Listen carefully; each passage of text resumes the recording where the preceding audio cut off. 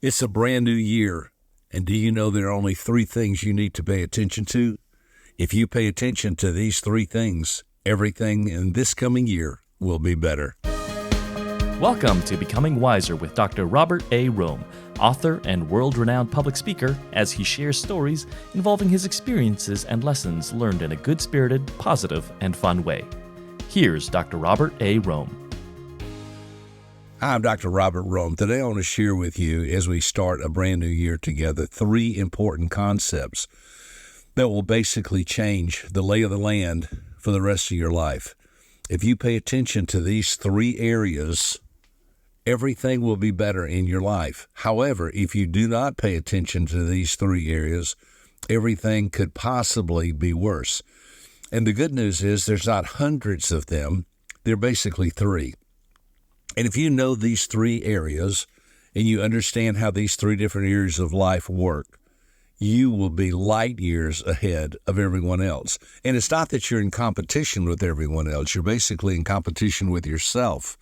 I don't measure myself by other people, because if I'm better than they are, then I'll become arrogant and prideful. But if I'm worse than they are, then I'm going to become sad and depressed. So really, there's no win situation when you try to measure yourself by other people. But if you can learn to measure yourself by yourself, in other words, am I doing my very best in life? Am I doing the next right thing, which is really my motto for life? When you don't know what to do, just do the next right thing. If you do that day by day, you'll have a right day, then you'll have a good right day, you'll have a good right week, month, year in life. So again, getting back to the thought of there's just some basic things that you need to do day by day. And if you do these things and pay attention to them, everything will go in the right direction.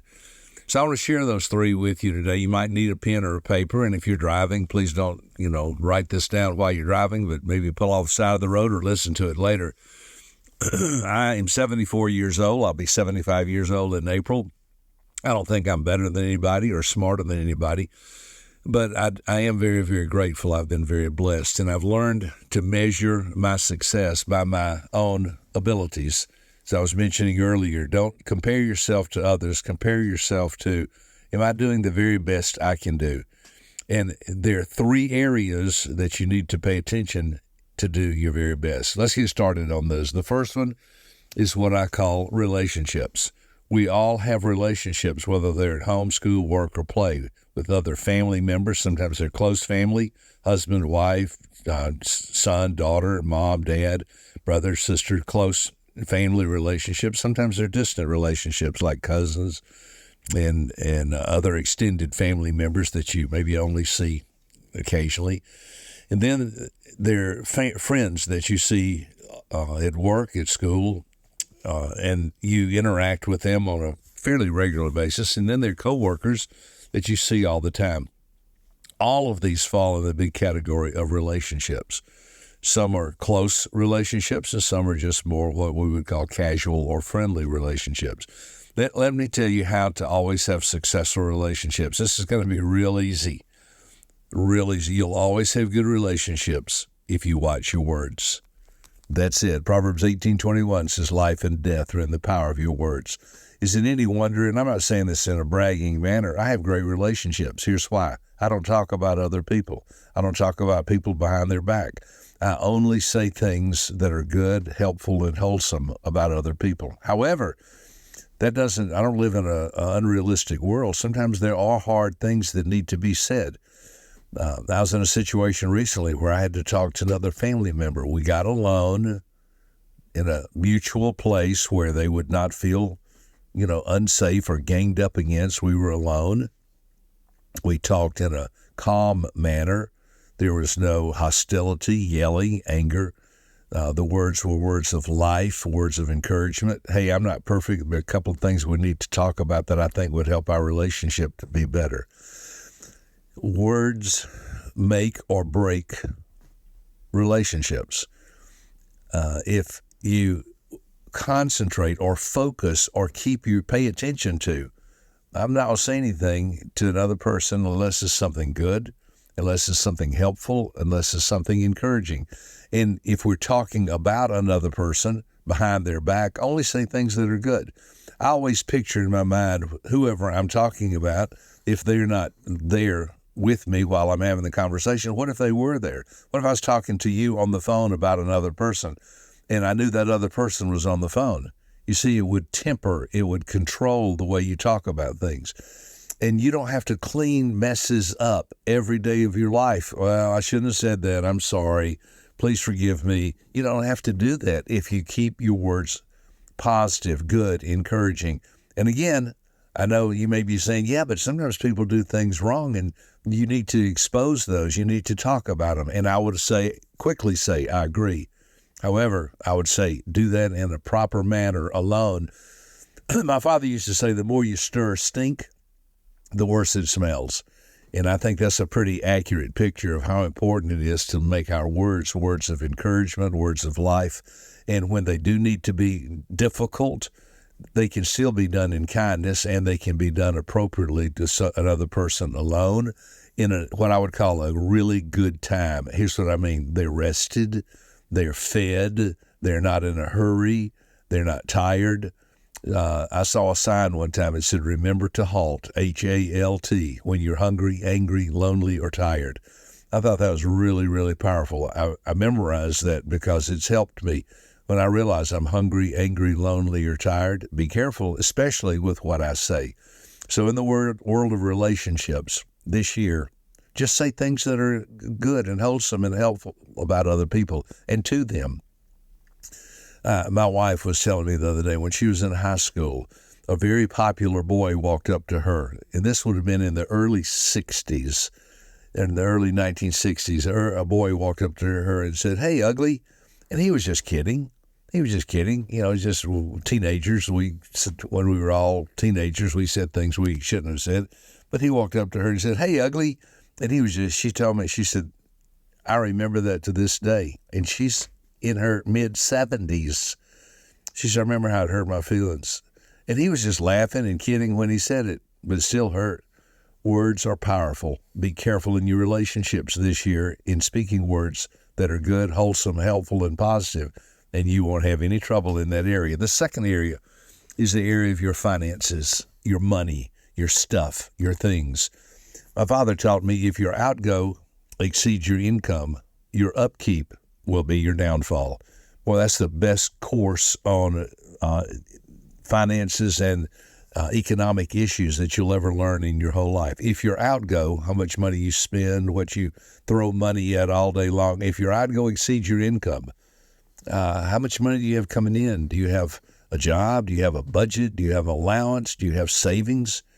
If your outgo exceeds your income, your upkeep, taking care of your bills, your financial commitments, your responsibility, the areas of life for which you're responsible, will be your downfall. Find yourself in a world of hurt. Billy Graham once said many, many years ago, the three biggest causes of marital failure are alcohol, in-laws, and finances. Money, Ziegler used to say, money's not everything, but it's pretty close to oxygen. You're going to find that if you don't pay attention to your financial life in this coming year, it will not be long before your financial life will be taking care of you. And I don't mean that in a good way. I mean, that'll be in a bad way. You'll be broke. Some people are so broke they can't even pay attention. Well, I want to encourage you to pay attention. Don't let money burn your pocket. Don't be such a spendthrift. Don't have to buy something everywhere you go. I know people who it just seems like all the time have to be spending money on something. I don't want to create in myself or in you what I would call a poor man's mentality. That means I'm broke, I don't have anything, I better not spend any of my money. But I do think it's a good balance in save your money for a rainy day. Don't have to, just because you have some money doesn't mean you have to spend it. I realize everywhere you turn, somebody's trying to get you to spend money, whether it's online or some special one-time event. Hey, this is the last time this will ever be offered in the history of the world. There's even a saying in the business world called FOMO, F-O-M-O, that stands for fear of missing out. That is a very, very popular topic among salespeople, that you've got to create a fear. If you don't get it this time, boy, oh boy, you have missed the ship. This is a golden opportunity, once in a lifetime. It'll never happen again. May I just tell you something? Yes, it will. Yes, it will. The greatest deal in the world is still in the future. Don't worry you're going to miss out on this. Oh, if you miss this, this is the end of the world and you'll be broke the rest of your life. No, you may be broke if you get in on it. I want to say something a little bit hard, but listen carefully. I've lost a fortune twice. First time because I was stupid, and the second time because I was arrogant. And both of those do not work well when it comes to money, stupidity or arrogance. Just learn, if you don't know how to handle money, find somebody who can help you. Find a mentor or a coach. Talk to somebody who is financially well off and ask them, how'd you get there? What do I need to do? There are books written about this. I would encourage you, if you've never read Rich Dad, Poor Dad or Cash Flow Quadrants by Robert Kiyosaki, those are excellent books on financial wisdom, financial understanding, and financial integrity. So the first area was relationships. The second area is finances. The third area and the final area, and I'm not a medical doctor, but the third area would be your health. Take care of your health. I'm going to tell you something that my father taught me many, many years ago. And I know I'm kind of known for this philosophy of life when it comes to health. And people laugh at me, but here it is. You ready? Keep your hair dry and your feet warm, and you won't ever be sick. I know you're looking and say, what did he just say?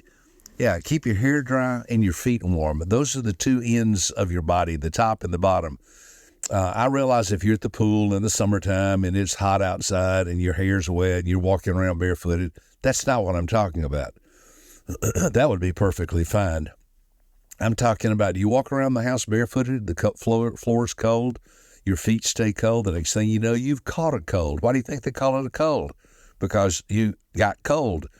I see people, they walk around, I see my own family, they would wash their hair and put it in a towel and just let their head stay damp, wet, and cold. Next thing you know, they've caught a cold. Listen, I'm not going to come to your house. I'm not going to follow you around. You can do whatever you want to do with your own health and your own body. It's yours. However, I'm never sick. I'm never sick. And the reason is I pay attention to keep my hair dry, my feet warm. When I take a shower and I get out or a bath or whatever it is, I dry my hair, get a hair dryer. They're less than $20. I promise you'll spend more than that on medicine if you get sick. Keep your hair dry. I keep my hair dry. If my hair gets wet, I dry it. I dry it with a towel, then I dry it with a hair dryer. I heard 2 Israeli doctors found the cure for the common cold years ago, and it was moving and staying in a warm, dry place. They said they learned to put blast of hot air or warm air in people's nostrils, in their nose, to help them overcome a cold. I thought, where can I find some warm air? I thought, I know exactly where, a hair dryer. If I feel that I'm catching a cold or that I don't feel good, I let the hair dryer blow in my face, not constantly, but sweep across my face, back and forth, and breathe it in. And it kills all the germs. Germs can't live in a dry, arid environment. They have to have moisture in a way they can multiply. Again, I'm not giving you medical advice. I'm just telling you, I'm never sick. And the reason is because I pay attention to keep my hair dry and my feet warm. And then also on this topic of health, let me encourage you, eat vegetables and fruit and vegetables. I'm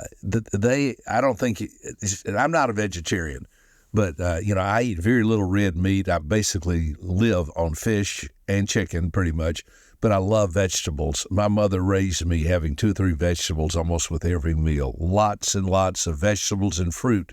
You might say, well, I don't like vegetables. Well, that's why you're sick all the time. I'm as healthy as a bull. My doctor told me, she said, I've never seen anybody your age who has a heart as healthy as you do. She said, it's amazing. She said, what do you eat? And I thought, isn't that interesting? That was the first thing that she asked me. She said, what do you eat? And we had a conversation about the fact that I pretty much live on fish and chicken, but I eat lots of vegetables. And I also told her I have very little stress in my life. Very, very little stress, because I know how life works. I know how to play the game of life.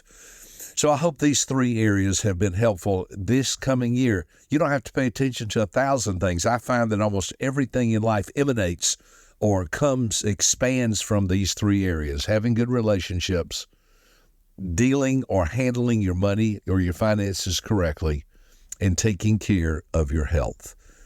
Paying attention to what you eat. Someone once said, I don't mean to be unkind. I thought it was funny, though. It said, if you eat fat, greasy foods, you'll become a fat, greasy dude. And I don't want to do that. And so I eat junk every once in a while. All of us do, but primarily take care of my health by what I eat and having an environment of peace and tranquility and with very little stress as I handle these three areas of life. I hope you'll pay attention to these three this year: your relationships, your finances, and your health. And if you do, I promise you this will be the best year of your life. Hope this podcast has been helpful. Let me encourage you to maybe jot those down, put them on a 3x5 card, pay attention to those three areas, and your life will get better. And this will be a great year, maybe the best year of your whole life. I'm Dr. Robert Rohm. Thanks for listening to our podcast. I want you to grow wiser. I want you to have a great life. It can happen if you pay attention to these three areas. Look forward to our next time together. God bless you. Have a great day. Bye-bye. For more information about this podcast, please visit www.becomingwiserpodcast.com.